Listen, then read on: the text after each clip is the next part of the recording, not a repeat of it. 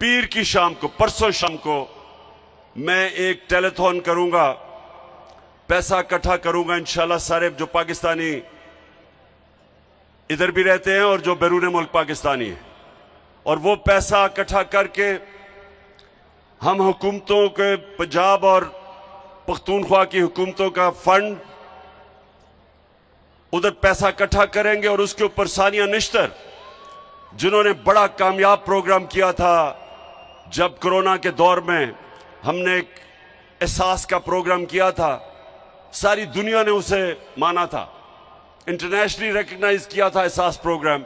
उसी सानिया निश्तर को हम इस फंड के ऊपर बैठाएंगे, कमेटी नीचे होगी, और जिधर जिधर भी पाकिस्तान में कोशिश करेंगे कि जिधर जिधर लोगों को जरूरत है उधर हम उसके मुताबिक कि जिधर मुस्तहिक लोग हैं उसके मुताबिक हम ये फंड देंगे। तीसरी चीज, हमें आगे से इसकी प्लानिंग करनी है। एक तो अल्लाह का इम्तिहान है, ये तो हमारे ऊपर आया, इसके ऊपर तो कोई कुछ नहीं कर सकता, लेकिन जो हम कर सकते हैं, अब जेलम के लोगों ये सुनो, हम क्या कर सकते हैं? हम डैम्स बना सकते हैं, और मुझे ये फख्र है कि हमने अपने 3.5 साल में 10 डैम शुरू किए पाकिस्तान में।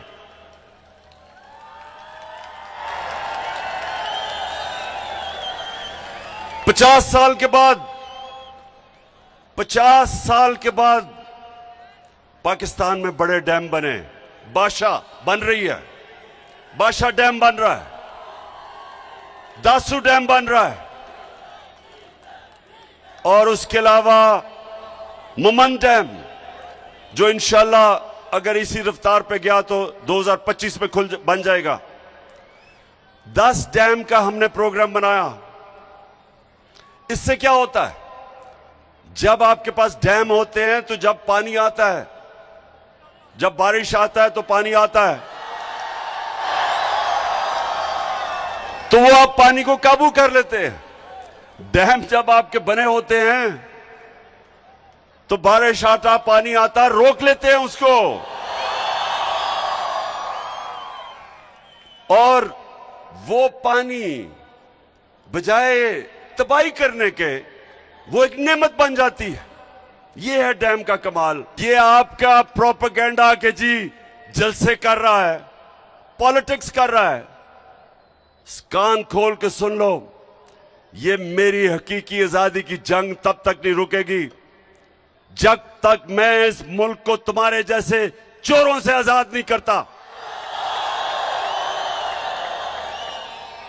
आजकल हमें कहा जा रहा है कि जी ओहो सैलाब आ गया, फिक्र ना करो, सैलाब में इंशाल्लाह इमरान खान और उसकी टीम और उसकी हुकूमतें वो काम करेंगी जो तुम सारी जिंदगी लगे रहो नहीं कर सकते। तुम्हारे लिए तो कोई पैसे देने के लिए तैयार नहीं है, क्योंकि तुम्हारा तो चोरी करके सारा पैसा बाहर पड़ा है। वो जो भगोड़ा लंदन में बैठा हुआ है, किधर से पैसा आया उसके और उसके बेटों को, क्या अरबों रुपए की प्रॉपर्टीज में रहता है, और वो हमें दर्ज दे रहा है कि सियासत नहीं करनी चाहिए। तुम भी सुन लो, नवाज शरीफ मफरूर और मुजरिम, गौर से सुन लो, और यहां शहबाज शरीफ तुम भी सुन लो, और फजल रहमान डीजल तुम भी सुन लो, और आसिफ जरदारी जिसको पैसे की बीमारी है, जो पैसा देख के, आसिफ जरदारी जब पैसा देखता है उसकी मूछें ऊंची नीची होनी शुरू हो जाती है। सब सुन लो, ये हमारी तुम्हारे खिलाफ जद्दोजहद हर मौसम में चलेगी। गर्म तरीन जब पाकिस्तान, याद रखें अप्रैल के महीने में एक ऐसा हफ्ता था कि दुनिया में सबसे गर्म मुल्क पाकिस्तान था, सबसे ज्यादा गर्मी पाकिस्तान में थी। तब भी मैं सड़कों पे था, तब भी मैं तुम्हारे खिलाफ जुलूस जलसे कर रहा था। गर्मी हो या बारिश हो, पिछले दिन बारिश हो रही थी तब भी जलसे कर रहा था। और जब तक मैं इंशाअल्लाह अपने मुल्क को आजाद नहीं करूंगा, मैं सड़कों पे होऊंगा, मैं अपने लोगों को भी बचाऊंगा, जद्दोजहद करूंगा। सैलाब में जो मुतासरीन हैं उनके लिए भी करूंगा। और इंशाअल्लाह परसों मैं आपको अपने पाकिस्तानियों से पैसा इकट्ठा करके दिखाऊंगा, इकट्ठा करता रहूंगा, मदद करूंगा अपने लोगों की, लेकिन तुम्हें नहीं छोड़ना। क्योंकि हमारा मुल्क, जब से ये दो खानदान आए हैं डाकुओं के, आपको पता होना चाहिए कि इनके आने से पहले सारे बर्रे सगीर में पाकिस्तान सबसे आगे था। हमारे इकोनॉमिक इंडिकेटर्स सारे बर्रे सगीर से सबसे आगे थे। सारे बर्रे सगीर में हम सबसे आगे थे। हिंदुस्तान से जब मैच खेल के मैं पाकिस्तान आता था, और अल्लाह का शुक्र है वो हमें जिता के लेके आता था पाकिस्तान हिंदुस्तान से, तो जब मैं वापस आता था तो मुझे एहसास होता था कि गरीब तरीन मुल्क से मैं अमीर मुल्क में आ गया हूं। पाकिस्तान आगे था इन सब से। फिर ये दो डाकू खानदान इस मुल्क पे मुसल्लत हुए। हम हिंदुस्तान से भी पीछे रह गए, हम बांग्लादेश से भी पीछे रह गए।